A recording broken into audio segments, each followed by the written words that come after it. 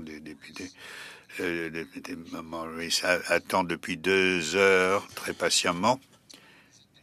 Est-ce que le comité souhaite que l'on lui accorde 3 minutes pour poser une question? Merci beaucoup. Vous avez la parole, monsieur le député Morris. Merci beaucoup, monsieur le président. Moi, je suis abasourdi que l'État canadien qui veut une paix durable avec 2 États, mais ne veut pas reconnaître l'un des 2 États en question. Et professeur Imseis, pour venir à la position de la ministre des Affaires étrangères, et j'aimerais savoir ce que vous lui diriez. Alors, quelles sont les conditions pour cette reconnaissance face à la reconnaissance qui a été donnée par des pays qui pensent comme nous? Reconnaître le droit international, notamment la Convention de 1933 concernant les droits des États, le Canada et les critères. La Palestine a une population, un territoire, un gouvernement capable d'exercer, la possibilité également d'avoir des relations extérieures. Ceci satisfait aux critères de la reconnaissance possible d'un État par le droit international. Alors faisons-le.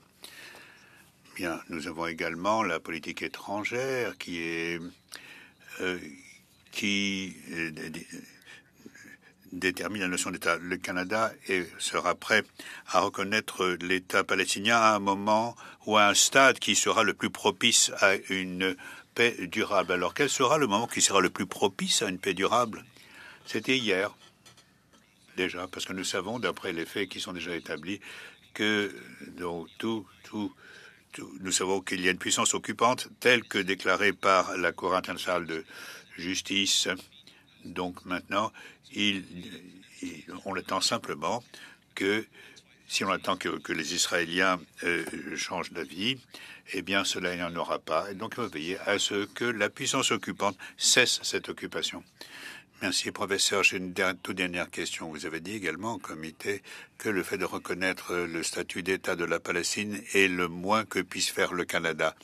Et donc, notamment pour ce qui est de la situation dans les territoires palestiniens occupés, pourriez-vous nous donner plus de détails, notamment dans la perspective de ces éléments constitutifs d'un État?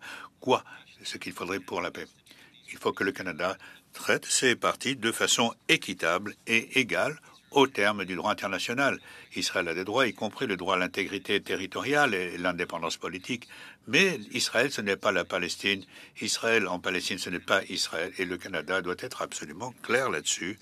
Et la reconnaissance de l'État de Palestine n'a pas de répercussions sur Israël.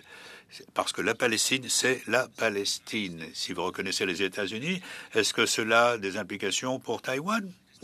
Non, parce que Taïwan, ce n'est pas les États-Unis. Alors c'est une chose qui s'impose d'elle-même. Et le droit international appuie ce point de vue. Merci. Alors, voilà.